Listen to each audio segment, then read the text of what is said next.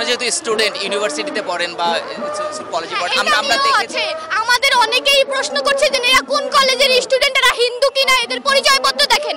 আমি 7 কলেজের স্টুডেন্ট, আমার পরিচয়পত্র আছে, আমার আইডি কার্ড পর্যন্ত আছে। এখন আমাকে যদি বলে আমি ভুয়া, আমি কোন রাজনৈতিক দলের পক্ষ থেকে আসছি, তাহলে এটা ভুল।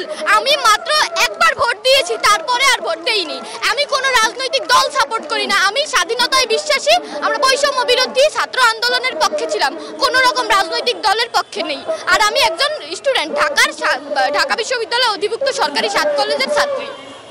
জানতে চাই যে আমরা দেখেছি, আমরা যেহেতু স্টুডেন্ট, ভারতের বিভিন্ন মিডিয়াতে কিন্তু বাংলাদেশের এই বিষয়টা নিয়ে একটু উস্কানিমূলক খবর প্রচার করা হচ্ছে। এই বিষয়টা আপনাদের নজরে এসেছে কিনা, এই বিষয় নিয়ে আপনাদের?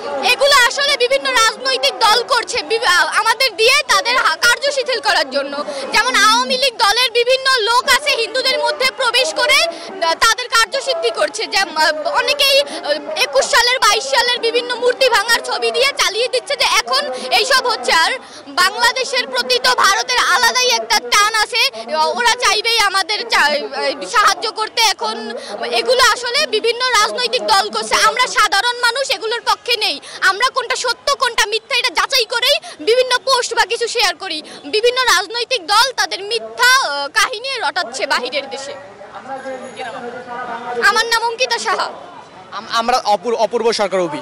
আমরা চাই আমাদের 8 দফা দাবি মানা হোক, কারণ আমাদের 8 দফা দাবির মধ্যে যেই দাবিগুলো আছে এগুলো মানলে হয়তো আমরা হিন্দুরা কিছুটা পর্যায়ে অন্যান্য দলীয় যেই অত্যাচার আছে তাদের থেকে মুক্তি পেতে পারবো।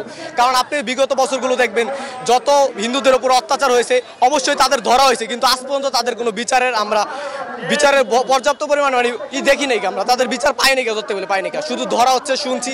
তা এইভাবে যদি সব সময় ধরা হয়, স্বাধীনতার পর থেকে এই পর্যন্ত আমাদের ধরাই হচ্ছে কিন্তু প্রত্যেকটা দলই আমাদের ব্যবহার করছে। আমরা তো এই ব্যবহার হতে চাই না। আমরা এই দেশের নাগরিক, আমরা সুষ্ঠুভাবে এই দেশে বাঁচতে চাই।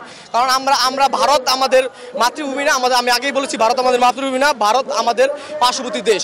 তো পার্শ্ববর্তী দেশের কারণে ভারতের যে উপরে উগ্রবাদীরা তাদের আমাদের উপর চাপানো হচ্ছে, বলছে তোমরা ভারতের নাগরিক, তোমরা ভারতের দালাল।